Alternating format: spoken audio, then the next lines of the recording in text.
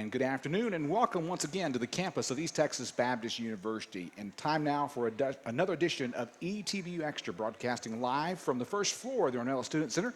Hello, I'm Mike Miggett, the voice of the Tigers. And our first segment, as always, during the football season was the head coach of the Tigers, Joshua Eargle. And Coach Eargle, as we look over the Student Center this morning, there's a lot of activity happening in here today. Yeah, we got a lot of things going on. We got the mob from Moberly Baptist Church. We got Sky Ranch and Pivecone in here recruiting for summer camps. It's a good day to be on the campus of East Texas Baptist University. I told you before we went on the air that I'm going to dish you and go over and get the pizza that Moberly brought. There's no doubt. It looks good. Maybe they'll save us a piece, but I doubt it. There's a lot of hungry students here today.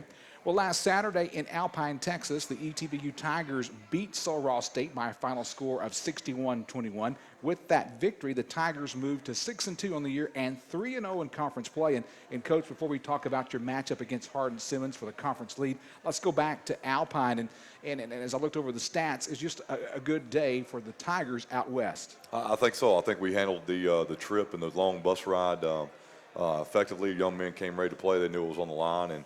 And you know, this group of seniors, these group of 9 individuals that have really bonded together and been through coaching change and all the new things and new ideas and new philosophy, they've really bonded and galvanized this group, and they were able to pull them together and to win 6 ball games this year in their final year. They're the group that changed everything here at ETBU. As I looked at the game from a statistical point, I really was impressed with how, Josh Warrington threw for over 400 yards passing, 4 touchdowns. But what impressed me was that each one of those touchdowns went to a different receiver. And in your offense, you want that offense to be spread out, correct? That's when we've been the best. And Josh is really good about that. As receivers stepping up and the chemistry is getting better and better every week. The offense has progressively created that chemistry in the pass game each week. And it really was shown there on Saturday. We had some guys go to the house. Cam Peters got him a touchdown, his first one of the year. And Xavier Gray split 2 defenders, caught a ball in a tight window, split 2 defenders, went to the house, and that was exciting to see. And so it was awesome. Josh did a phenomenal job of spreading the ball around and choosing those run and pass options. And Kendall and J-Mac, Jordan McNeil had another good big day for us, and that offensive line led the way up front. Tigers had 658 total yards in that win against Sul Ross. Kendall Roberson, the running back, 157 yards rushing, 3 touchdowns. Jordan McNeil, 2 touchdowns. And, Coach, I know that you're the defensive coordinator for your team. Rate your defensive play in the ballgame. Well, I thought it was crucial for us to create turnovers. Sul Ross has been doing a great job of that. We'd started earlier and then kind of backed off a little bit. And we felt like turnover margin was huge for us in that game. And offense didn't give the ball up one time, had great ball security. And defense, we were able to get 3 interceptions and a fumble. And I think that was really the key. And anytime you're going to focus on turnovers, you better start focusing on running to the football. And I thought they did a great job playing extremely hard and making some plays. On Saturday, Jeremiah Simpson had a fumble recovery and interception and had a big day there in the run game. And just felt like up front we were playing pretty hard up front. Now, on the long trip to Abilene, how did you pass the time as a coach? Well, it's Alpine. I'm sorry, Alpine. Right. Well, why did I say Abilene? I have no idea. It must be Wednesday. The guys, they just pretty much, how many movies does it take to get there? And so that was just a 5-movie trip, and we got 5 movies back, and that's kind of how you roll. Now, when you do make that long trip with your team, 9-10 hours by bus, do you stop somewhere to have a practice to kind of break things up on the long trip? We did on the way there, and on the way there, it's okay because you're anticipating the game and there's excitement of that. But we broke it up and stopped and had a practice and stopped and ate a couple times and just broke that trip up. And our guys handled it like a professional, like it was a business trip, and did a really good job of handling all that. The ride home, that's what's tough, and luckily we were chosen as the homecoming guest, and so we got to play at 1 o'clock out there. A lot of teams are having to go out to Alpine this year and play 6 p.m. kickoff. Ooh. That would have been horrendous. That would have been. Yeah. Well, glad the Tigers safely back home in East Texas. Of course, let's talk about this week's game. When I saw the final score of the Hardin-Simmons, University of Mary Hardin-Butler game, which Hardin-Simmons beat UMHB 29-26, I knew exactly what that game meant. That meant the Tigers play for the conference lead this Saturday at Ornelas against Hardin-Simmons.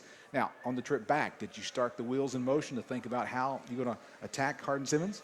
Well, no, not yet. We were trying to, enjoy. You work so hard for every win. You wanted to be able to enjoy it at least on the bus ride home, and so our guys did that. We celebrated that and got rid of it on Sunday and moved on to our next opponent, which happens to be Hardin-Simmons this weekend. Now, Coach, this is where you want your team to be. This is what you've worked on beginning of camp in August and those hot days, practicing out there behind Ornella Stadium on the practice field. This is where you're going to be, a chance to play for a conference championship, and it starts with a 1-0 week. 1-0 week, I would use some phraseology that you use. Yeah, absolutely. I don't really think anything changes this week. What's phenomenal is that this group of seniors, these 9 guys, and to be able to come and change the culture here, it's really, really special, and get to a winning season and do something that hadn't been done since 2005 around here. That's awesome. To be playing in week 9 in the game, there's a lot riding on our game, the outcome of our game. That's really awesome. That's special for these young men to be able to experience. And but Mike, a Sunday's a Sunday, a Monday's a Monday. We're going to go out there today on a Wednesday, and we're going to have our Wednesday practice, and that's just how you go about it. And you start that early in camp, and you just train them up to be that way. And but the only thing will be different, there'll be a little bit more juice probably flowing at 2 o'clock on Saturday in Ornelas. But other than that, it's just it's another game that we're trying to execute a game plan and be 1-0 this week. Yesterday in East Texas, kind of had a wet day today. The sun is shining and possibly some more rain tomorrow. How do you prepare for those type of elements to get prepared for Hardin-Simmons coming Saturday? Oh, it's going to be a beautiful atmosphere. It's going to be gorgeous. And it's going to be a home game in Ornelas. It's going to be packed out, and we're going to have a great time come 2 o'clock on Saturday. Coach, the last time that ETBU beat a Hardin-Simmons team was back in 2011 at Ornelas by a final score of 26-22. And, of course, everybody knows this is an important game on the American Southwest Conference schedule, but it's also your last home game of the year in which you get to honor your seniors. And quickly go over that list of seniors that you will pay tribute to before the start of the ball game that afternoon. Right.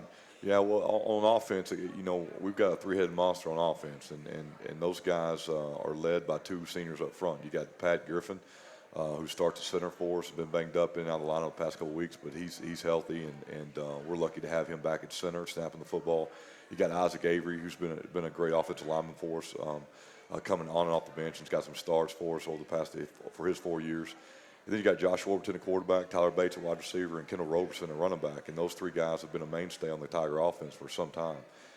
Tyler Bates and Warburton for 3 years, or for Bates for 4 years, Josh for 3 years, and Kendall for 2 years. So it's been really, really exciting to see those guys on offense be seniors. And then defensively, all of our seniors are on our defensive front, and so on their defensive line. You got Xavier Davis, who's been with us the past 2 years. A defensive end has been explosive. David James is a 4-year ETBU young man who's done a phenomenal job. Jalen McCloney, a 4-year ETBU guy, and Bryce Hale, a 4-year ETBU guy. And so we're really, really excited to celebrate these 9 seniors and really hopefully send them off the way they deserve to be sent off, all the blood, sweat, and tears they poured into this place, and send them off for the win. Coach, I know all 9 of these men are special to you, but you kind of told me a story about Isaac Avery and just the type of young man that he is. Kind of explain that to me again. Oh, yeah, Isaac's he's already an overachiever. I mean, the young man's fixing to earn his degree. He's a 4-year ETBU kid from right here locally in White Oak. The young man already has a business he already started, and so he knows exactly what he wants to do. He's using the education he's gaining here at ETBU and the degrees, and he's already putting that into practice. I mean, that's exceptional. That's the type of young men and men and women that come here to ETBU. Coach, let's talk about the game, X's and O's. Give us a scouting report on Hardin-Simmons as they come into Ornelas at 2 p.m. this Saturday. I think Hardin-Simmons is obviously a very well-coached football team. Jesse Burleson's done a phenomenal job over there in Abilene. They got a lot of pride and tradition, and they played their socks off last week at home against UMHB. Did a great job of executing the game plan, made the play to win at the end of the game. I mean, took it to them. And so you're going to have a very confident team that's led by a lot of seniors and know exactly how to win football games. And they, for them, it all starts up front. They got a big offensive line and a senior-led defensive line too, and they're going to pound the football and stop the run. And it's kind of been our formula this year too. And so you got a clash of Titans fixing to go on in Ornelas Stadium this week. But the conditions won't affect either football team. We're going to run the football and try to stop the run of each other. Coach, talk about some of the keys for the Tigers to be successful Saturday against Hardin-Simmons. I think, and I've preached our team all year, I really believe it comes down to the battle in the trenches, what comes on up front. And so our defensive line's got to match their offensive line play, and our offensive line's got to match their defensive line play. As long as we can do that, then on offense we can throw the football, we can run the football, we can do what we want. But we've got to control that defensive line. And then defensively, if we stop the run, we can make them one-dimensional. And so that's the challenge ahead. That's the chess match going on, and that's the obstacle that has been set in front of our young men. We've got to play good, physical, hard-nosed football.